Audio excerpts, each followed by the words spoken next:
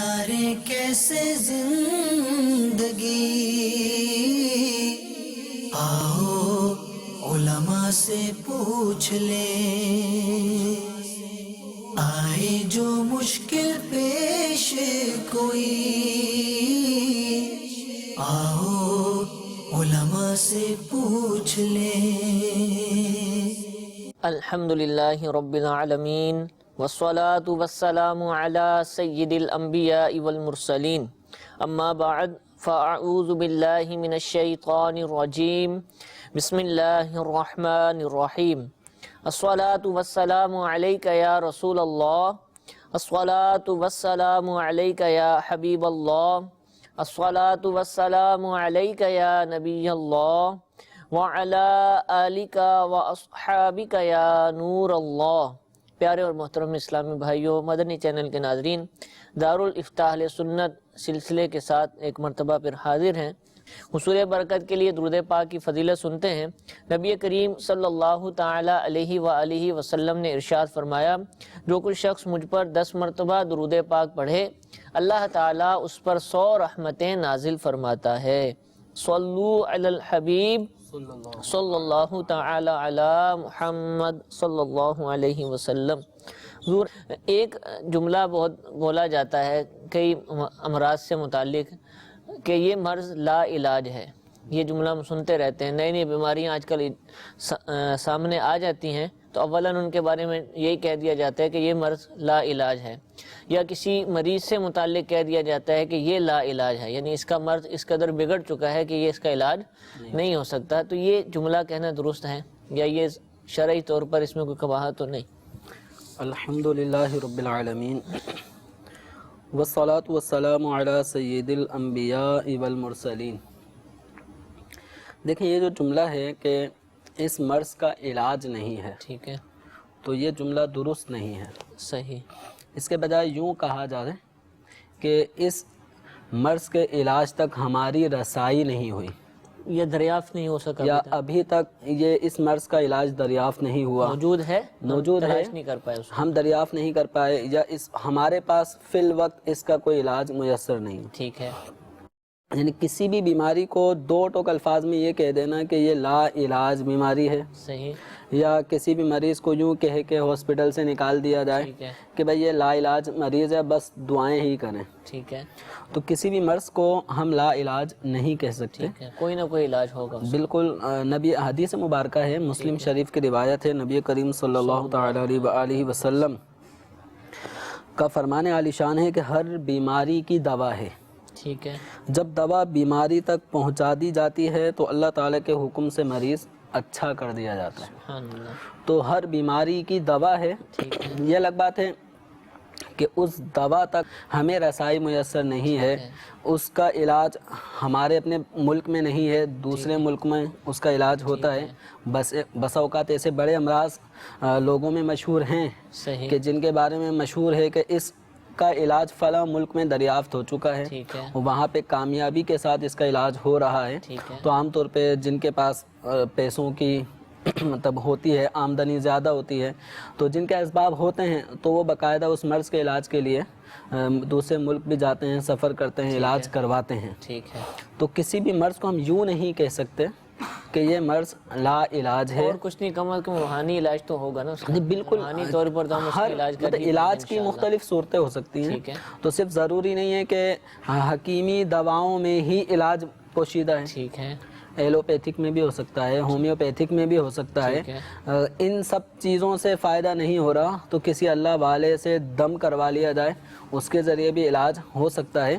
تو علاج کسی بھی مرض کا موجود ہے، یہ الگ بات ہے کہ اس مرض تک دوا نہیں پہنچ پا رہی ہوتی، تو اس کے بارے میں اس کا راز بھی بیان فرمایا گیا ہے، اور کہ بس اوقات ہم دیکھتے ہیں کہ ایک مریض ہوتا ہے، اس کا کئی زاویوں سے علاج کیا جا رہا ہوتا ہے، ہر طرح سے اس کا علاج ہو رہا ہے، جس کو فی زمانہ ہم یہ کہہ لیں کہ جسمانی، روحانی، ہر طرح کا علاج وہ مریض کر چکا ہے، سال ہا سال سے وہ بیماری جڑ پکڑی ہوئی ہے، نکلتی نہیں ہے۔ صحیح، تو اس میں اب وہ جو حدیث فرمائی گئی کہ ہر مرض کا علاج ہے، صحیح، تو اس حدیث مبارکہ میں آگے یہ بھی فرمایا گیا کہ جب اس مرض تک وہ دوا دوا پہنچا دی جاتی ہے جی جی تو اللہ تعالیٰ کے حکم سے مریض کو شفا ہوتی ہے.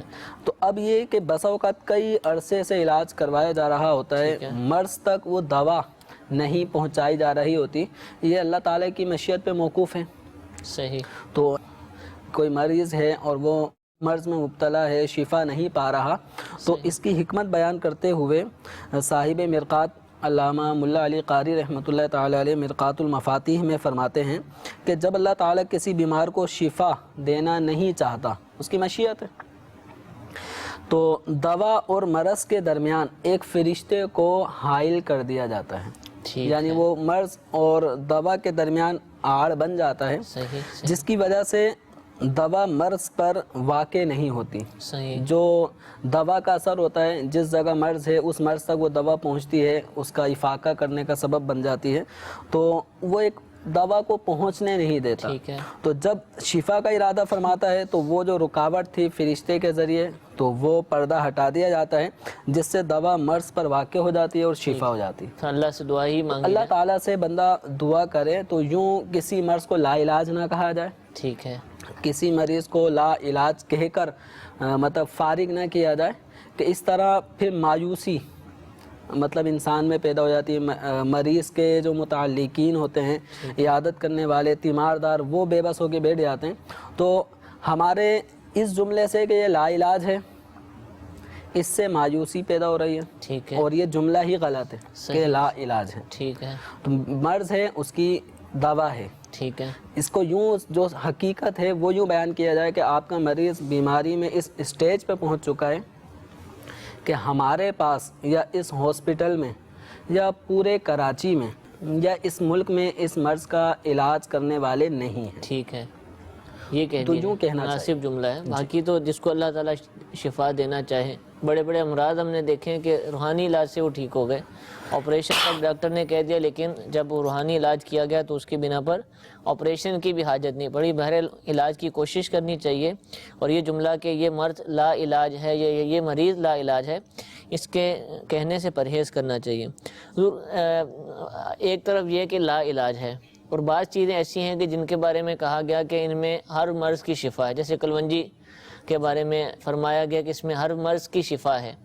تو کیا اب یہ چیز پیش نظر رکھا جائے کہ جب اس کے بارے میں آ گیا حدیث کریمہ کے اندر, تو اب کہ اس کو ہر مرض کے اندر استعمال کرنا شروع کر دیا جائے, کہ کسی کو بخار چلے تو کلونجی کھانا شروع کر دے, کسی کے پیٹ میں درد ہو تو کلونجی شروع کر دے, کوئی کینسر کا مریض ہو تو کلونجی کھانا شروع کر دے, اور پھر اگر شفا یاب نہ ہو یہ سارا کرنے کے بعد تو کیا حدیث پاک کے اوپر کوئی کلام کیا جائے گا؟ کیا اس کا کیا تشریح؟ بخاری شریف کی حدیث مبارکہ ہے, فی الحبۃ السوداء شفاء من کل داء الا السام, یعنی کالا دانہ جو کلونجی جس کو کہا جاتا ہے, چھوٹے چھوٹے سے یہ باریک سے دانے, اچار میں اکثر یہ ڈالا جاتا ہے. تو فرمایا گیا کہ کالا دانہ یعنی کلونجی میں موت کے سوا ہر بیماری سے شفا ہے. تو اس حدیث مبارکہ میں جو کلونجی کو ہر مرض کے لیے شفا یاب بتایا گیا کہ اس کے ذریعے شفا حاصل ہو جاتی ہے, تو مفسرین شارحین حدیث نے اس کی وضاحت فرمائی ہے کہ یہاں ہر بیماری سے یہ مراد نہیں ہے کہ چھوٹی بڑی جو ساری بیماریاں, عرب عجم سب کی بیماریاں, سارے مریض دنیا کے کسی بھی کونے سے تعلق رکھنے والا اس مرض کو بھی کلونجی جو ہے وہ شفا کا باعث بنے, بلکہ یہ عرب شریف میں جو عام بیماریاں جو چھوٹی موٹی بیماریاں ہوتی ہیں, تو ان بیماریوں کے حوالے سے نبی کریم صلی اللہ تعالیٰ علیہ وآلہ وسلم نے یہ ارشاد فرمایا ہے کہ عرب کی جو عام بیماریاں ہیں ان بیماریوں میں کلونجی یہ مفید ہے. صحیح. لیکن اس کا تعلق ہر مرض سے نہیں ہے, امراض کے اسباب جدا ہوتے ہیں. خاص پس منظر میں خاص لوگوں کے لیے فرمایا گیا. تو اب اس میں ہر مرض اس میں مراد نہیں ہے, کیونکہ بعض امراض جیسے ہمارے اندر جسمانی اعتبار سے خلطیں ہوتی ہیں, تو جس کے اندر وہ 4 خلطیں ہیں, صفرا ہے, خون ہے, بلغم ہے اور سودا. ٹھیک ہے. یہ 4 چیزیں جسم انسانی کے اندر ہوتی ہیں, جس کو اخلاق اربعہ کہا جاتا ہے. تو انہی کے اندر کسی میں کمی ہو جاتی ہے تو بیماری پیدا کا باعث بنتی ہے, کسی میں زیادتی ہو جاتی ہے تو بیماری کا باعث بنتی ہے. تو کلونجی کے بارے میں جو شارحین حدیث نے بتایا کہ ہر بیماری کے حوالے سے جو اس کو باعث شفا بتایا گیا وہ اس اعتبار سے کہ ہر وہ مرض جو بلغمی اور رطوبت کے امراض ہیں، صحیح صحیح، بلغم کی زیادتی کی وجہ سے یا رطوبت والے جو امراض ہیں اس میں کلونجی جو ہے نا وہ باعث شفا ہے، ٹھیک ہے، کیونکہ کلونجی کی تاثیر گرم ہے، صحیح، خشک ہے، تو یہ مرطوب بیماریاں یا سردی والی جو بیماریاں ہیں ان کے لیے یہ مفید ہے۔ نزلہ ہو گیا جیسے، تو جو رطوبت والی بیماریاں ہیں ان کے اندر یہ مفید ہے۔ تو اب یہ ہے کہ ہمیں یہ پتہ چل گیا کہ اس طرح کی بیماری میں کلونجی کھا لی جائے۔ پھر دوسرا یہ ہے کہ کلونجی کس آدمی کو کھانی ہے، اچھا کتنی کھانی ہے۔ ٹھیک ہے، پتہ چلا یہ چمچے بھر بھر کے کھانا شروع کر دے تو اس کا جنازہ تیار نہ ہو، صحیح، تو اس لیے کسی بھی دوا کو ڈاکٹر، طبیب، ماہر ڈاکٹر اور طبیب کے مشورے کے بغیر نہ کھائیں۔ ٹھیک ہے، تو اگر جسی طرح اس سے واضح مثال قرآن پاک میں شہد کو شفا فرمایا گیا ہے صحیح، کہ شہد جو ہے وہ لوگوں کے لیے شفا ہے، لیکن اس شہد کے اندر ہر آدمی جو شہد کو باقاعدہ بعض لوگوں کو یہ ہضم نہیں ہوتا، شہد ہے شفا ہے اس میں، بنص قرآنی ثابت ہے، لیکن اس کے بارے میں اعلیٰ حضرت رحمۃ اللہ علیہ وہ فرماتے ہیں کہ جن مزاجوں پر صفرا غالب ہو ٹھیک ہے، تو شہد انہیں نقصان کرتا ہے، صحیح، بلکہ بارہا بیمار کر دیتا ہے، حالانکہ قرآن سے ثابت ہے کہ شہد میں شفا ہے۔ صحیح، تو اسی طرح ایک اور موقع پہ اعلیٰ حضرت فرماتے ہیں کہ صفرا کے بارے میں کہ صفرا وہ زرد پانی ہے جو پتے میں ہوتا ہے، ٹھیک ہے، اس کو صفرا کہتے ہیں۔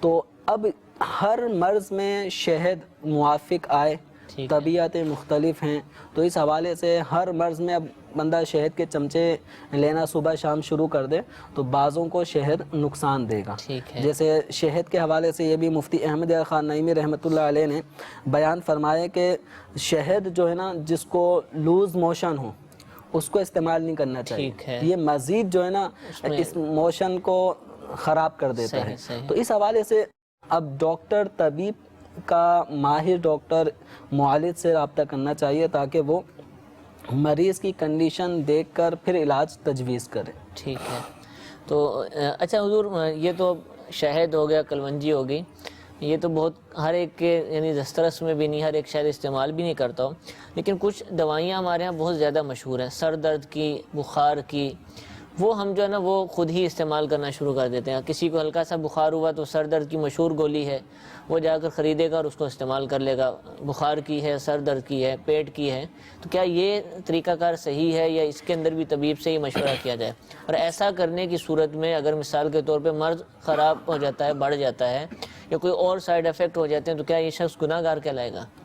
دیکھیں اس میں جو ایک ہوتی ہیں کچھ چیزیں تجربے سے انسان کو جن کا نتائج پتہ ہوتے ہیں، ٹھیک ہے، کہ جب کبھی میرے سر میں درد ہوا تو بسا اوقات بعض لوگوں کو طبیعت یہ ہوتی ہے کہ وہ سر میں تیل کی اچھی طرح مالش کروا لیں ٹھیک ہے، تو سر کا درد دور ہو جاتا ہے۔ صحیح، تو اس کا سبب یہ ہو رہا ہوتا ہے کہ سر میں خشکی کچھ زیادہ ہو جاتی ہے جس کی وجہ سے سر میں درد ہو رہا ہوتا ہے، تو اب یہ ہے کہ وہ تیل لگاتے ہیں تو سر کا درد دور ہو جاتا ہے۔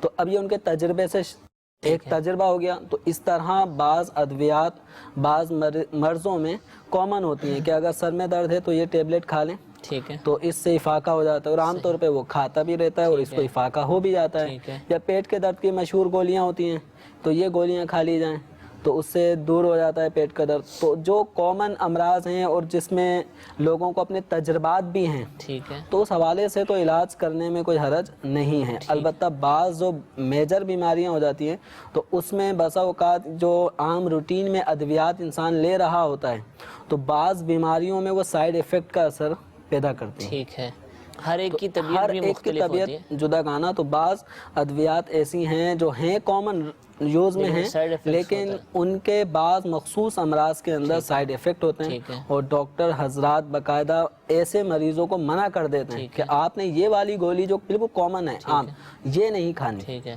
تو یا اس اس گولی لیے کا فارمولہ اگر کسی اور دوائی کے اندر یا اور ہے تو اس کو بھی منع کیا جاتا ہے۔ جی بالکل، اس طرح طبیب کے مشورے کے بغیر نہ استعمال کریں۔ عام طور پہ کوئی بھی آپ ٹیبلٹ لے لیں یا کیپسول لے لیں یا سیرپ لے لیں اس میں لکھا ہوا بھی ہوتا ہے، فارمولے لکھے ہوتے ہیں، اس میں فارمولے کے ساتھ ساتھ یہ تنبیہ بھی اور نوٹ کر کے لکھا ہوا ہوتا ہے کہ ڈاکٹر کے مشورے کے بغیر استعمال نہ کریں۔ ٹھیک ہے، تو اب ہمارے ہاں بہرحال توجہ نہیں دی جاتی، پھر بعد میں خود ہی سر پکڑ کے بیٹھے ہوئے بھی ہوتے ہیں۔ جی جی، تو اپنے کیے پہ خود پشیمان بھی ہوتے ہیں.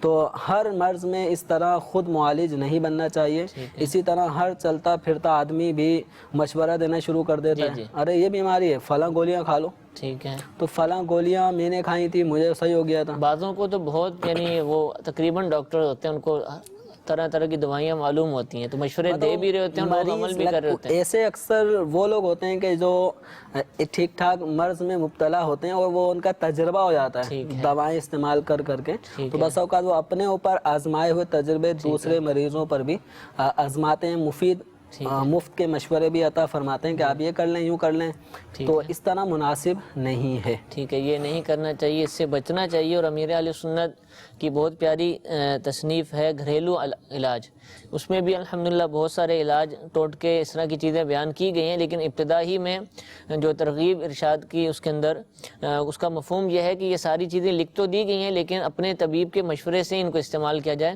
ایسا نہ ہو کہ اس کتاب کو پڑھنے کے بعد جو ہے گھر میں علاج شروع ہو جائے اور کہیں اس کے سائیڈ افیکٹس نہ ہو جائیں. اور پھر دوسرا یہ بھی دیکھنا چاہیے کہ ہم جب علاج کرواتے ہیں, دوائیاں خریدتے ہیں, ڈاکٹر کے پاس جاتے ہیں, تو بعض ادویات ایسی ہوتی ہیں کہ جو ہمیں سائیڈ افیکٹ کرتی ہیں, ہمیں نقصان پہنچاتی ہیں, ہمیں متاثر کرتی ہیں. تو ان ادویات کے بارے میں ہمیں سمجھنا چاہیے. ہم ساری عمر دوائی کھاتے رہتے ہیں لیکن یہ معلوم نہیں چل پاتا کہ کون سی دوائی ہمیں موافق ہے اور کون سی موافق نہیں ہے. تو جب بھی ڈاکٹر کے پاس جائیں دوائی خریدیں اور اس کے بعد اس کے بارے میں تھوڑی سی معلومات بھی لیں تاکہ ہمیں اچھے طریقے سے اندازہ ہو جائے کہ یہ والے فارمولے میری طبیعت کے موافق نہیں ہیں. تو یہ چیزیں پیش نظر رکھیں گے تو انشاءاللہ علاج کرنے میں آسانیاں ہوں گی. کچھ کالز بھی ہمارے پاس موجود ہیں, ان کو اپنے سلسلے میں شامل کرتے ہیں. جی کال سنائیے. دارالفتا اہل سنت میں میرا سوال ہے کہ اگر بلڈ کی ضرورت ہے مریض کو اور بلڈ کہیں سے نہیں مل رہا ہے اور صرف بلڈ بینک میں اویلیبل ہے, وہ بھی خریدنے پر ملے گا, تو کیا خرید سکتے ہیں؟ جی ایک اور کال سنائیے. آصم مطاری بات کر رہا ہوں میاں والی سے. ہمارا سوال یہ ہے کہ یہ جو پوسٹ مارٹم کیا جاتا ہے میت کا, یہ جائز ہے یا ناجائز ہے یا کس طرح ہے؟ جی ابھی انشاءاللہ بتائیں گے. حضور اگر بلڈ نہیں مل رہا اور خریدنا پڑ رہا ہے تو کیا خرید سکتے ہیں؟ پیسے دے کر خرید و فروخت اس کی جائز ہے؟ اگر مرض اس نوعیت کو پہنچ چکا ہے کہ اس میں بلڈ چڑھانا ضروری ہے اور کوئی ویسے نہیں دے رہا جس کو ڈونر کہتے ہیں, ڈونیٹ کرنا کہتے ہیں, تو خریدنا ہی پڑے گا. تو خون جو ہے وہ بیچنے والی چیز نہیں ہے, شرعاً اس کی خرید و فروخت جائز نہیں ہے. اب مریض کو حاجت و سخت ضرورت پڑ چکی ہے اور کوئی فری میں نہیں دے رہا تو بامر مجبوری خریدنے کی گنجائش ہے, لیکن جو رقم ہوگی اس رقم کو استعمال کرنا جائز نہیں ہوگا. وہ رقم جو ہے وہ مل کے خبیث ہوگی, ٹھیک ہے, تو اس کو استعمال نہیں کر سکتے. البتہ بامر مجبوری یوں خریدنے کی گنجائش رکھی گئی ہے اور ایسے خون کو مریض کے جسم میں چڑھایا جا سکتا ہے. پوسٹ مارٹم یہ لفظ ہمارے عام ہے اور لوگ سمجھتے بھی ہیں, ہو سکتا ہے سمجھتے بھی نہ ہو, کہ نام تو سنا ہو.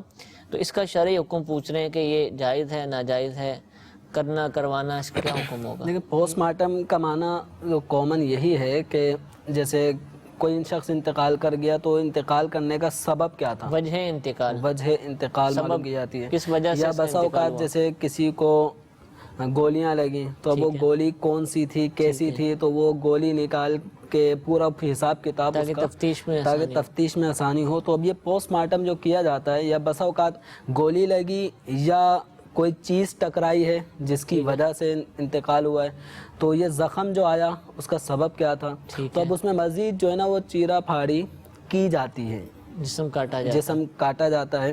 تو اس حوالے سے یہ ہے کہ مرض جو شخص انتقال کر چکا ہے اب اس کے جسم میں کسی بھی قسم کی کاٹا پیٹی جراحی کا عمل نہیں کیا جا سکتا. ٹھیک ہے. تو اب جو پوسٹ مارٹم میں باقاعدہ بسوں کا پورا سینہ کھول دیا جاتا ہے, پیٹ چاک کر لیا جاتا ہے, تو اس میں جب کچھ چیزیں جو کارآمد جس میں انسانی اعضاء ہوتے ہیں بسا اوقات وہ بھی نکال دیے جاتے ہیں. مریضوں کے میت کے لواحقین کو پتہ بھی نہیں ہوتا, تو بسا اوقات یہ اعضاء نکال دیے جاتے ہیں بعد میں دوسرے مریضوں کو دینے کے لیے, تو شرعاً اس کی اجازت نہیں ہے. دوسرا یہ کہ حدیث مبارکہ میں واضح طور پہ فرمایا گیا کہ مردے کی ہڈی نہ توڑو, کہ اس کو اسی طرح اذیت ہوتی ہے جس طرح زندہ کو اذیت ہوتی ہے. تو زندہ آدمی کے جس طرح چیرہ لگایا جائے تو اس کو تکلیف ہوگی, تو اب زندہ کو تو کسی حد تک تکلیف سے بچانے کے لیے سن کر دیا جاتا ہے اس کے اس حصے کو، یا بس اوقات اس مریض کو بے ہوش ہی کر دیا جاتا ہے تاکہ اس کو اس تکلیف کا احساس نہ ہو۔ لیکن اب مردے کے بارے میں تو لوگوں کا ذہن یہ ہوتا ہے اس کو کیا تکلیف ہوگی، لیکن حدیث مبارکہ میں فرمایا گیا کہ اس کو ایسے ہی تکلیف ہوتی ہے جس طرح زندہ کو ہوتی ہے۔ تو یوں پوسٹ مارٹم کی شرعاً یوں اجازت نہیں ہے۔ ٹھیک ہے، یعنی ورثہ سے اگر پوچھا جائے تو وہ منع کرے، ورثہ سے پوچھا جائے تب بھی وہ اجازت دینے کے وہ اہل ہی نہیں ہیں، ٹھیک ہے، منع ہی کریں گے، تو وہ منع ہی کریں گے جو شرعی حکم۔ بعض صورتوں میں ایسا ہوتا ہوگا نا کہ یہ اجازت دیں گے تو پوسٹ مارٹم ہوتا ہوگا، آپریشن وغیرہ جو امراض میں ہوتا ہے اس میں تو مریض کے متعلق ان سے پوچھا جاتا ہے ٹھیک ہے کہ بھائی آپ کی اجازت ہے۔ بعض امراض میں مریض سے ہی پوچھا جاتا ہے کہ آپ کی اجازت ہے کہ آپ کو بے ہوش کر دیا جائے، تو بس اوقات اس کے متعلق ان سے پوچھا جاتا ہے۔ تو میت کے اگر ورثہ ہیں ان سے بھی اگر پوچھا جائے وہ اجازت دے دیں تب بھی شرعاً اس کی اجازت نہیں ہے۔ اچھا، بعض دفعہ ویسے تو آپ نے حکم شرعی بیان فرما دیا، لیکن یہاں تک لوگ جاتے ہیں کہ انتقال ہو گیا، تدفین ہو گئی، دفن کر دیا، سننے میں آتا ہے، اخباروں میں یہ خبریں موجود ہوتی ہیں کہ اب اس کو اتنے ماہ بعد قبر کھود کر جو ہے وہ مجسٹریٹ کی موجودگی میں اس کو نکالا گیا اور دوبارہ پوسٹ مارٹم کیا گیا، یا پھر وہ ہم دوبارہ کروائیں گے، اس طرح کی باتیں کی جا رہی ہوتی ہیں، تو اس عمل، اس فعل کے حوالے سے شریعت کیا کہتی ہے؟ اس کے حوالے سے بھی اجازت نہیں ہے، حتیٰ کہ شرعی مسائل اتنے واضح ہیں اس بارے میں کہ اگر بالفرض کسی مردے کی تدفین ہو گئی اور نماز جنازہ نہیں پڑھی گئی تھی، کسی بھی وجہ سے نہیں پڑھی گئی، تو اگر اس کو یعنی تدفین، اس میں صورتیں ہیں جنازہ وغیرہ پڑھنے کی یا بس اوقات قبر کھودنے کی، تو اس میں یہ ہوتا ہے کہ جب تک اس کا جسم گلا سڑا نہ ہو تو اس وقت تک جنازے کی نماز پڑھی جا سکتی ہے۔ نکالنے کی صورتیں بس اوقات بنتی ہیں، تو اس میں یہ ہے کہ جب تک اس کی قبر میں مٹی نہیں ڈالی گئی اس وقت تک اس کو نکالا جا سکتا ہے، لیکن جب مٹی ڈال دی گئی تو اب اس کو نکالنے کی اجازت نہیں ہے۔ تو اب یہ جو کچھ دنوں بعد، ہفتوں بعد پھر تفتیش کے لیے جو پوسٹ مارٹم کیا جاتا ہے تو شرعاً اس کی اجازت نہیں۔ یہ ہوتا بھی مدعی کی جانب سے، لوگوں کی ہی جانب سے ہوتا ہے، نہیں، اس طرح شرعاً یہ نہیں کیا جا سکتا۔ ٹھیک ہے، اللہ تعالیٰ کی بارگاہ میں دعا کی جائے کہ اللہ ہمیں انصاف فراہم کرے، حق کی طرف، حق کی توفیق دے۔ تو لیکن یہ والے جو امور ہیں ان سے بچنا چاہیے۔ کچھ میسیجز بھی ہمارے پاس موجود ہیں۔ بچے کی پیدائش ہوئی اور پیدائش کے 1 گھنٹے کے بعد انتقال ہو گیا، تو کیا اس کا عقیقہ جائز ہے؟ جو عقیقہ کیا جاتا ہے تو وہ مردوں کا نہیں کیا جاتا، زندہ جو بچے ہیں ان کا عقیقہ کیا جائے۔ ٹھیک ہے، لہذا اس کا عقیقہ نہیں ہوگا۔ ہمارے موضوع سے متعلق سوال ہے کہ کہتے ہیں کہ حجامہ میں ہر بیماری کا علاج ہے، کیا یہ ٹھیک ہے؟ حجامہ بھی ایک علاج کی ایک صورت ہے جس میں جسم کے جس جگہ جو متاثرہ حصہ ہے مرض والا، تو اس حصے سے فاسد اور غلیظ خون نکال دیا جاتا ہے، تو وہ فاسد خون ہی اس مرض کا سبب بن رہا ہوتا ہے، تو وہ پمپنگ کے ذریعے سے اس کو کھینچ کے نکال دیا جاتا ہے، تو اس کو کپنگ بھی کہا جاتا ہے۔ تو شرعاً یہ علاج کرنا جائز ہے، جائز شرعی تقاضوں کو پورا کرتے ہوئے کیا جائے، لیکن ہر بیماری میں اس کا علاج ہے۔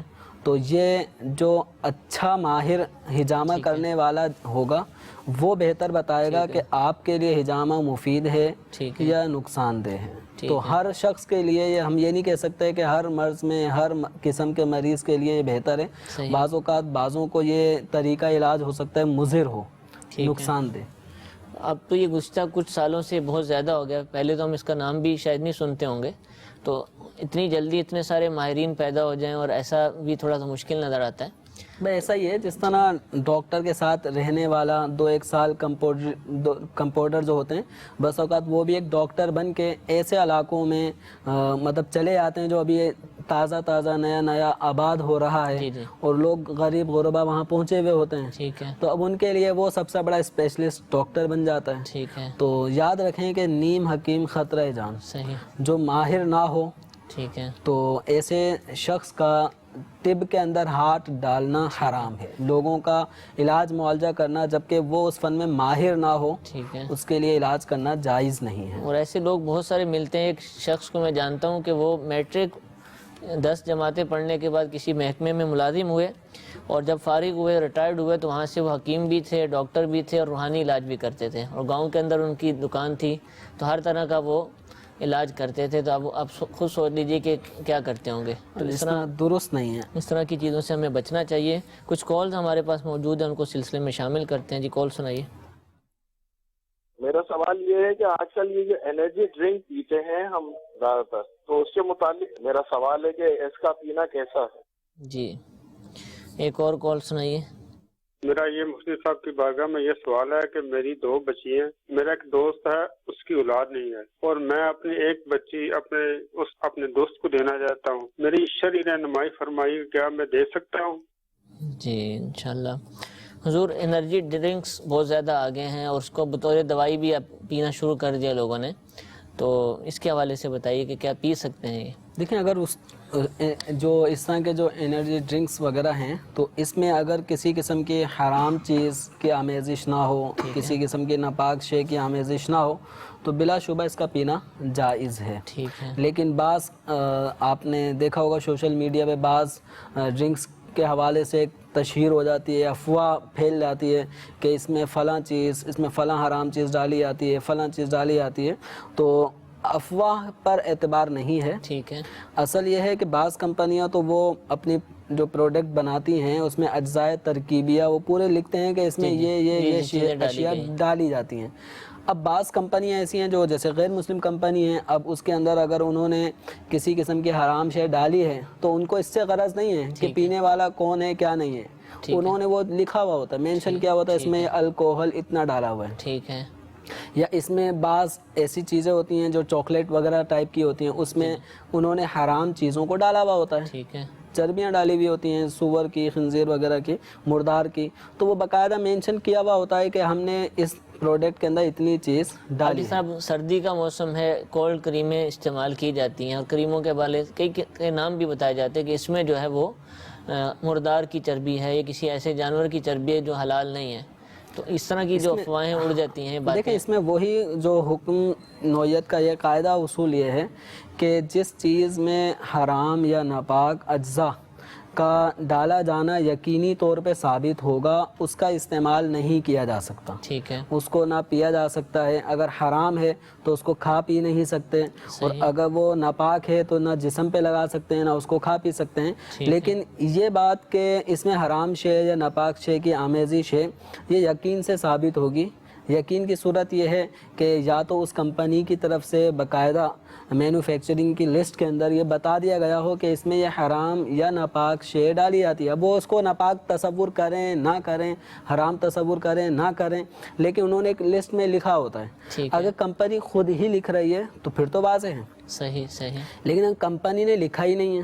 ٹھیک ہے. اور وہاں کام کرنے والوں میں بھی کوئی اس بات کو نہیں بتا رہا کہ اس میں یہ ناپاک یا حرام شے جو مسلمانوں کے نزدیک ناپاک یا حرام ہے ڈالی جاتی ہے. ٹھیک ہے. لیکن باہر کے لوگ ہی وہ افواہ پھیلا رہے ہیں کہ اس میں یہ ناپاک ہے، حرام ہے، اس میں یہ چیز ڈالی گئی، وہ چیز ڈالی گئی. یا کولڈ کریم ہے تو اس میں خنزیر کی چربی کا استعمال ہوتا ہے، اس میں مردے کی چربی کا استعمال ہوتا ہے. تو یہ یا تو کمپنی بتائے کہ اس میں یہ چیز ڈالی جاتی ہے، یا عینی شاہدین جو متقی پرہیزگار مسلمان ہوں، ایسے مسلمان وہ خود خبر دیں کہ ہمارے سامنے اس طرح کی چیزیں اس میں ملائی جاتی ہیں. ٹھیک ہے. تو پھر غور کیا جائے گا، پھر اس کو ہم یہ کہیں گے کہ اس کا استعمال نہیں کر سکتے. لیکن محض افواہ پر اعتبار نہیں کیا جا سکتا. ٹھیک ہے. اچھا دوسرا حضور کولڈ ڈرنک جو انرجی ڈرنکس کے بارے میں بتا رہے ہیں، وہ مشہور انرجی ڈرنکس بھی ہیں کہ ان کو پینے سے بظاہر کہتے ہیں کہ وہ یعنی تھوڑی سی تیزی آ جاتی ہے، لیکن یہ ہے تو علاج کے قابل چیزیں تو نہیں ہے نا، یعنی ان سے تو الٹا نقصان ہی ہوتا ہوگا. بس اوقات ہوتا یہی ہے کہ اس طرح کی چیزیں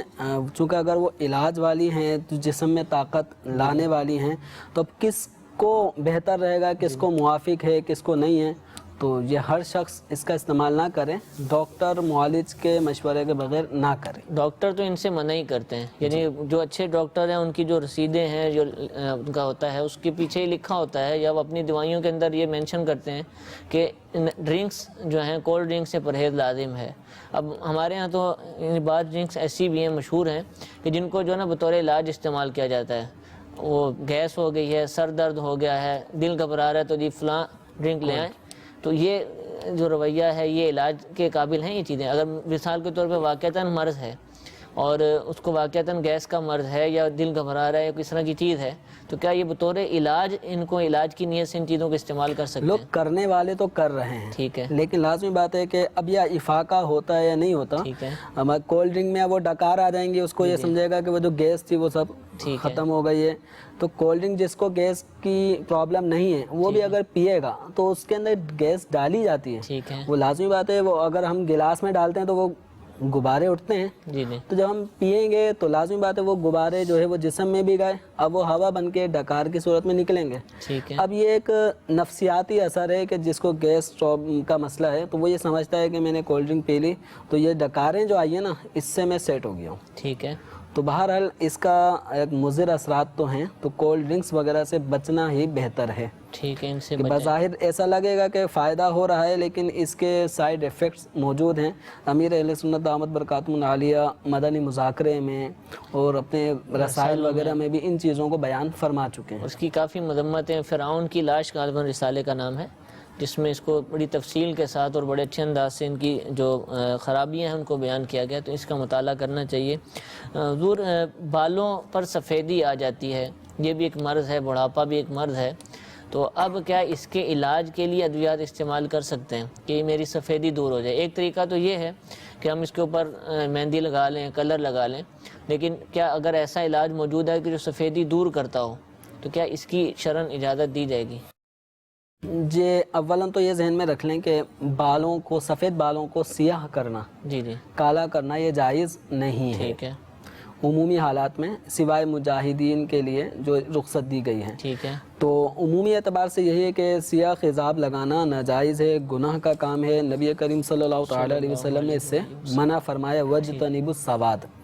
اب رہا معاملہ یہ کہ بالوں کا قدرتی طور پہ سیاہ ہو جانا، تو ایسے تیل وغیرہ ممکن ہے کہ موجود ہیں ٹھیک ہے، کہ جن کو مسلسل لگانے سے جی جی، بال قدرتی طور پہ ہی جڑ سے ہی سیاہ نکلنا شروع ہو جاتے ہیں. ان بالوں کا کلر سیاہ ہونے لگتا ہے قدرتی طور پہ، ٹیمپریری نہیں. جو کالا کولا لگا کے اس طرح کیمیکلز وغیرہ لگا کے لوگ کالے کر لیتے ہیں، وہ بعد میں 2 ہفتے بعد وہ کالا حصہ نیچے ہوتا ہے، سفید حصہ نمودار ہو رہا ہوتا ہے، بالوں کا برا اثر تو ہوتا ہے. وہ مراد نہیں ہے. قدرتی طور پہ بالوں کا رنگ ہی سیاہ ہو جاتا ہے. ٹھیک ہے، تو ایسے تیل یا ایسی ادویات، ٹیبلٹس وغیرہ ممکن ہیں موجود ہوں کہ جن کے ذریعے اگر ان کو استعمال کریں تو سفید بالوں میں سیاہی قدرتی طور پہ آ جائے. تو اگر کوئی اس طرح علاج کرتا ہے تو شرعاً اس میں حرج نہیں ہے.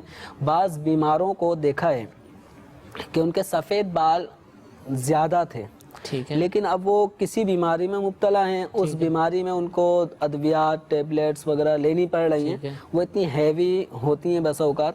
خود میرا اپنا بھی مشاہدہ ہے ایسے مریض کو کہ جس کے سفید بالوں کو جو اکثر سفیدی کی طرف جا رہے تھے، دواؤں کے استعمال کی وجہ سے وہ بال ہی سیاہ ہونے لگ گئے. ٹھیک ہے، اگرچہ وہ بالوں کے لیے دوائی استعمال نہیں بالوں کے لیے نہیں، وہ دواؤں کے اثر ایسا تھا جس سے بالوں میں ایسی چیز سفیدی کی جگہ سیاہی آ گئی. تو ایسی ادویات کے جو بالخصوص بالوں کو سفیدی سے سیاہی کی طرف لے آئے کہ بالوں کا کلر جینین جو سفید ہو گیا اب وہ قدرتی طور پہ سیاہی مائل ہو جائے، تو اس میں حرج نہیں ہے. لیکن ٹیمپریری ان بالوں کو، سفید بالوں کی سفیدی کو چھپانے کے لیے اس میں کالا کلر کروا دینا یہ جائز نہیں. دیگر کلر کر سکتے ہیں، دیگر جو کلرز ہیں اس کی اجازت ہے، لیکن انسان اپنے آپ کو ایسا بھی شو نہ کرے کہ وہ عجوبہ ہو. اب پتہ چلا وہ اپنے بالوں کو نیلا، عام طور پہ نیلے کلر تھوڑے مناسب لگتے ہیں لیکن ہر شخص پہ اچھے نہیں لگتے. ٹھیک ہے، اب جیسے یہی لے گئے آنکھوں کا معاملہ ہے، تو آنکھوں کا ایک قدرتی کلر ہے، پھر اس کے اندر جو لینس وغیرہ لگوائے جاتے ہیں مختلف کلرز کے، تو ایک ہے قدرتی کسی کی آنکھیں ایسی ہوں کلر وائز، ایک ہے کہ عجوبہ لگے کہ ایک آدمی جو ہے وہ اپنی آنکھوں میں بھوری رنگ کے لینس لگوا لے اور اس پہ وہ جج بھی نہیں رہے، تو وہ عجوبہ لگے گا. تو اپنے آپ کو اس انداز میں پیش نہ کریں کہ لوگوں کی انگلیاں اٹھیں کہ کیا بن کے آ گیا عجوبہ. تو عجوبہ نہ بنے، ایسے کلر کہ جو اس کی شخصیت کو زیب بھی دیں، وہ کلر کر سکتا ہے. براؤن کلر، براؤن کلر، لیکن براؤن کلر میں بھی ایک تعداد ہے جو بالکل ڈبے پہ لکھا ہوتا ہے براؤن، ٹھیک ہے، اور اس میں جو کلر کا شیڈ دیا ہوتا ہے وہ براؤن ہی ہوتا ہے، لیکن جب اس کو لگایا جاتا ہے تو وہ سیاہ ہوتا ہے. ٹھیک ہے، اب وہ پھر لگانے والا بھی جو ہوتا ہے ہیئر ڈریسر وہ بھی کہتا ہے کہ کچھ دنوں میں براؤن ہو جائیں گے. ٹھیک ہے. تو وہ کچھ دنوں میں براؤن ہوتے ہوتے وہ پھر عادت پڑ جاتی ہے پھر وہ کالا ہی کلر لگاتے رہتے ہیں. ٹھیک ہے. تو ایسا نہ ہو, نمایاں براؤن کلر ہو کہ جس کو براؤن اور بلیک میں جو فرق ہم کہیں کہ یہ بلیک ہے یہ براؤن ہے. اچھا, بالوں کی بات چلی, بال اڑ بھی جاتے ہیں, ایک تو نا سفید ہو گئے کسی بھی وجہ سے, پریشانیوں سے, عمر کے بڑھنے کی وجہ سے, بڑھاپے سے بال سر سے غائب ہو جاتے ہیں, کئی کم عمر لوگوں کے بھی ہو جاتے ہیں. لیکن آج کل جدید دور ہے, بال لگوا بھی لیے جاتے ہیں, سرجری ہوتی ہے اور اس کے بعد بال ایسے لگتے ہیں کہ اگنا بھی شروع ہو جاتے ہیں دوبارہ, وہ بڑے بھی ہوتے ہیں, ان کو کاٹا بھی جاتا ہے. تو کیا اس طرح بال لگوا سکتے ہیں, علاج کر سکتے ہیں؟ اس میں یہ ہے کہ انسانی بالوں کی سرجری نہیں کی جا سکتی, یعنی جیسے بعض اوقات یہ خواتین کے بال بسا اوقات ان کے جو ہیئر ڈریسر ہوتے ہیں تو وہاں پہ ان کی چٹیاں کاٹ دی جاتی ہیں, کٹواتی ہیں, تو یہ بال پھر محفوظ رکھے جاتے ہیں اور ایسے لوگوں کو پیش کر دیے جاتے ہیں, بکتے ہیں باقاعدہ پھر یہ بال. تو ان بالوں کو جو انسان کے جسم سے جدا ہوئے, سر سے جدا ہوئے, تو دوسرے شخص کے سر میں ان کو نہیں اگایا جا سکتا. اچھا. ہاں, انسانی بالوں کے علاوہ اگر کوئی اور بال ہوں, ٹھیک ہے, دیگر جانوروں کے, تو اگر وہ انسانی سر میں سوٹ کریں, سرجری ان کی جا سکتی ہے. انسانی بالوں کی سرجری دوسرے انسان کے بال سر میں نہیں کی جا سکتی. اس کی ممانعت ہے, شرعی طور پر ممانعت ہے, اس کو نہ کیا جائے. ایک میسیج ہمارے پاس موجود ہے کہ گھر میں پرندے پالنا اور ان کو پھر خریدنا بیچنا, اس کی اجازت ہے؟ گھروں میں پرندے بسا اوقات لوگ پالتے ہیں, بیچتے ہیں, بسا اوقات لوگوں کا کاروبار ہے. ٹھیک ہے. اسی میں وہ لاکھوں لاکھ مطلب ان کا ٹھیک ٹھاک کاروبار ہو جاتا ہے. تو پرندوں کو پالنا بیچنا بلا شبہ جائز ہے, جبکہ ان پرندوں کا خاص طور پہ کھانے پینے وغیرہ کا اہتمام کیا جائے. ٹھیک ہے. اس میں بعض لوگ اپنے گھروں میں شوقیہ طوطے وغیرہ پالتے ہیں, تو وہ بھی جائز ہے, ان کا خیال رکھیں. چوزے لے کر آ جاتے ہیں, بچوں کے ہاتھ میں دے دیتے ہیں, وہ بچہ ٹانگ پکڑ کے کھینچ رہا ہے, کچھ کر رہا ہے, تو بچوں کے ہاتھوں میں نہ دیں. ٹھیک ہے. بچوں کے لیے بسا اوقات یہ کھلونے کے طور پہ لایا جاتا ہے, سمجھ بھی نہیں آتی, اب وہ اس کو پاؤں کے نیچے لے رہے ہیں, کچھ کر رہے ہیں, تو اس میں احتیاط کریں کہ یہ بھی ایک جان ہے, اس پہ ہونے والا ظلم بھی اس کا بھی حساب ہوگا. ٹھیک ہے. آدھا منٹ ہے ہمارے پاس, ایک کال کا جواب رہ گیا تھے. 2 بچیاں ہیں اور دوست کی کوئی اولاد نہیں ہے, تو اس کو اپنی بچی دینا چاہتے ہیں, شرعی طور پر جائز ہے؟ دیکھیں, شرعی اعتبار سے تو جائز ہے کہ یہ اپنی بچی اپنے دوست کو دے سکتے ہیں. ٹھیک ہے. اور لیکن یہ ذہن میں رکھ لیں کہ اس بچی کی ولدیت میں انہی کا نام آئے گا جو اصل باپ ہیں. دوست اپنا نام ولدیت میں نہیں دے سکتا. پردے کے معاملات بھی ہو سکتے ہیں. تو اگر بچی 2 سال کی عمر سے 2.5 سال کی عمر سے کم ہے تو اس کو یہ اپنی بیوی کا یا اپنی بہن کا دودھ پلوا دیں, تاکہ رشتہ داری. تو اب وہ بچی دودھ پینے کی وجہ سے ان کی رضائی جو ہے نا وہ بھانجی وغیرہ بن جائے گی. بیوی نے دودھ پلا دیا تو یہ رضائی باپ ہو جائیں گے, تو پردے کے مسئلے بھی حل ہو جائیں گے. ٹھیک ہے. اللہ تعالی ہم سب کو عمل کی توفیق عطا فرمائے. آمین بجاہ النبی الامین. صلو علی الحبیب صلی اللہ تعالی علی محمد صلی اللہ علیہ وسلم. گزارے کیسے زندگی, آؤ علماء سے پوچھ لیں, آئے جو مشکل پیش کوئی, آؤ علماء سے پوچھ لیں.